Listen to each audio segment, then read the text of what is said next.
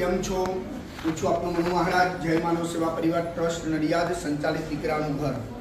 આજે આપણા ત્યાં જીજ્ઞાબેન, દિનેશભાઈ તેમજ તેમના કુટુંબીજનો, એમના પરિવારજનો આજે દીકરાના ઘરની મુલાકાત માટે પહેલી વાર અહીંયા આવ્યા છે અને આપણા માટે ઘણી બધી વસ્તુઓ અહીંયા જેટલા બા દાદા રહે છે એમના માટે ઘણી બધી વસ્તુઓ અહીંયા લઈને આવ્યા છે, જેમ કે ચોખા છે, દાળ છે, લોટ છે, તેલ છે, ઘી છે, તેમજ મરી મસાલા છે અને સાથે સાથે જે આપણે બા દાદા માટે જે 24 કલાક જે નાસ્તાના ડબ્બા પણ આપણે જે ભરી રાખીએ છીએ, એટલે સરસ મજાનો નાસ્તો છે, ગાંઠિયા છે, પાપડી છે, ચવાણું છે અને બીજી ઘણી બધી વસ્તુઓ આજે દીકરાના ઘરની અંદર જીજ્ઞાબેન, દિનેશભાઈ અને એમના પરિવાર તરફથી અર્પણ કરવામાં આવી છે.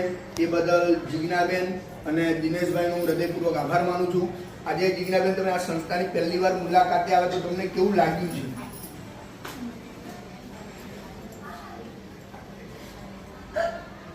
કંઈ વાંધો નહીં જીજ્ઞાબેન, એમનું હૈયું પણ ભરાઈ ગયું છે, કોઈ વાંધો નહીં.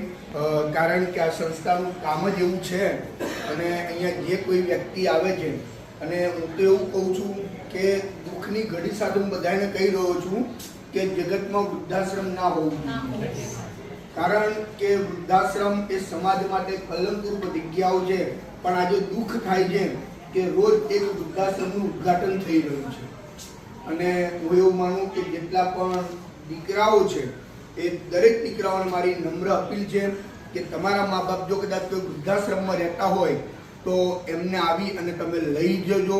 કારણ કે અમે અહીંયા 32 જાતના ભોજન સોનાની થાળીમાં અમે જમાડતા હોઈએ, પણ ઘરે માટીના કોડિયામાં મરચું ને રોટલો જે મળે છે આના કરતાં પણ સવાયો છે.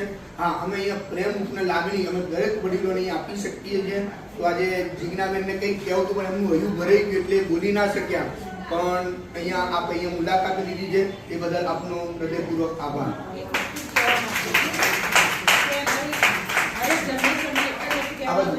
કે ભાઈ મા બાપને ક્યારે તરછોડશો નહીં.